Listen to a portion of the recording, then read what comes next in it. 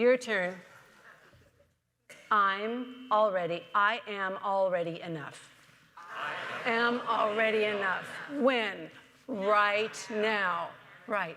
Okay, for us to really, really believe that, we're going to have to step into that and leave behind everything that makes us feel less than, not good enough to know who we truly are. Last week, December 31st, we had a little invitation to make a different kind of resolution this year. We're always making resolutions at the beginning of the year to be different, to let go, to change, to be a different person. But this year, how about if we step into that I'm already enough by being really who I am, my true self. You know, the beautiful mythologist and anthropologist Joseph Campbell said the greatest privilege of a lifetime is being who you are, who you're meant to be. We're all designed to fit in the perfect place in this universal pattern. We're designed to learn, to grow, to become, to share. And then it was that wise philosopher, Dr. Seuss, who said, "Today you are you. That is truer than true. There is no one alive who is youer than you." Don't you love that? So cute. But this wisdom of being our true self is not something new. It's not something new age or something that's just been developed. This comes from ancient times and ancient wisdom, that we are divinely made, that we are the children of infinite spirit, children of the universe of God, that we have within us all the inherent qualities, God qualities, that make us amazing. The ancient Greeks, Heraclitus, Plato, Socrates, they all said, without self-knowledge, that's knowing who we really are, self-knowledge, knowing our truth that's in us, we have to uncover it, but it's there. Humans cannot be free. We cannot govern ourselves and will always remain a slave to our physical passions and desires. All the ancient teachings first demand, before anything else, know thyself. Who are we really? I mean, wouldn't any psychologist, and all you psychologists that are here, know that people come to get help, get therapy, get counseling, to find out, who am I? Why am I here? What's going on? To find their place in the world and within themselves. But we can do that right here. Cord, I don't mean you're not needed, absolutely. Trust me, I know that. I was looking at you and I didn't mean that. We need you, we need help, we need mentors, of course we do. I didn't mean that. But self-knowingness, God, spirit is self-knowing. Just look at the way the universe works. The music of the spheres, the balance, the harmony of creation may not always feel good to us, but it's designed in this perfect way. There are spiritual laws that are immutable and eternal. The law of mind, what Ernest Holmes says, change your thinking, change your life, everything about it. And the law of belief, it is done unto you as you believe. Our beliefs shape our experience. And the law of reciprocity, and the law of cause and effect, the law of correspondence, what we put out there, we get back. And the law of unity, that we live in this beautiful, interconnected world. That's why we could feel what Madeline was sharing this morning, and the song that Gretchen was singing, the music of our musicians. We're in this together. We're sharing this experience and how good that is. But we're also to remember, first and foremost, the spiritual part of us, that we are made in the image and likeness of God. And when you were saying, Rumi talked about, you're not the drop in the ocean, you are the whole ocean itself. We are like a little drop in the ocean. We have that drop has the same nature, as you were saying, Madeline, as the whole ocean. And we, these little tiny beings, we think we have the same inherent qualities, the same nature as the allness of spirit, of God, of the universe. That's in us. It's inherent. We have to uncover it, reveal it, and express it. So when I say we don't want to change ourselves, we want to be ourselves. And I think this new year begins with, first of all, too many of us live attached to the external world. And we're all tied up in all the things going on in this external world, and we miss all the gloriousness that's inside of us. So I want to tie up so we can free ourselves to express more of our true nature. Tie up the loose ends that keep us distracted from the wonder that's within. Now I want you to think, because I know, how many of you keep lists? I know they help. They're really good. They help us keep on track. But if we carry them around and they become worrisome and burdensome and overwhelming, it's a problem. So we want to tie up those things that keep us distracted, that are on our side, that feel heavy. Decisions that need to be made that we don't know quite what to do, choices we need to think about, what am I going to do here? And communication that's been unspoken, unsaid, not clear. Now, I don't mean, believe me, that we need to be a little package that's got all the Scotch tape put perfectly and the bow tied and the perfect. I mean, it's fun to do that sometimes, but that's not life. That is not life. Heraclitus said you can never step in the same river twice because things are changing all the time. What I'm talking about today is we tie up those things so we can be in the flow of life. Because when we're in the flow, we can remember who we are.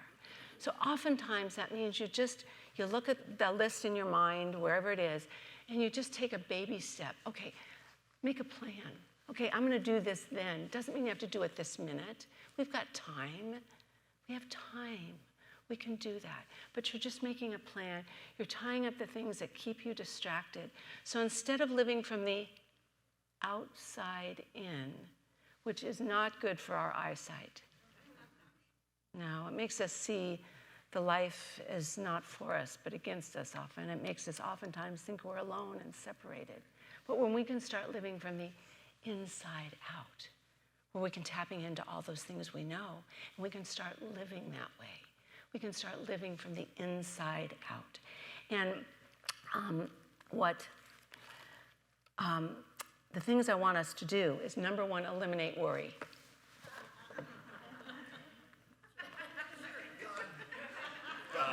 You know what worry is like? It's like sitting in a rocking chair, going back and forth, expecting to get somewhere. Same thing, we can't do it. Worry, we just need to learn to let go of the things that just aren't that important. How many times on that list do you have things you know you're not going to get done because you don't really think they're very important, but you just put them there anyway because you should do it or whatever, but you're not going to. So let go of the things you're not going to do. They just aren't important really. And then prioritize the things that are and get on it. Because it's so easy. If we're going to live our true self, we have to live in a place of focus, discipline, and deliberate choice. We've got to be conscious about what's going on in our life, to be plugged into spirit, because that's what it all. If we can keep our true nature alive in us, we've got to be plugged into spirit. We've got to be alive with what's true and right and good, to live from that energy. And if we get overwhelmed, and if we go down a rabbit hole, I can't do it, it's okay.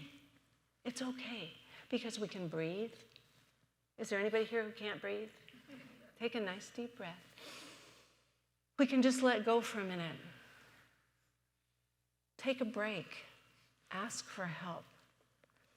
It's interesting because the universe is always giving us messages on how to be our real self, what's really important to us.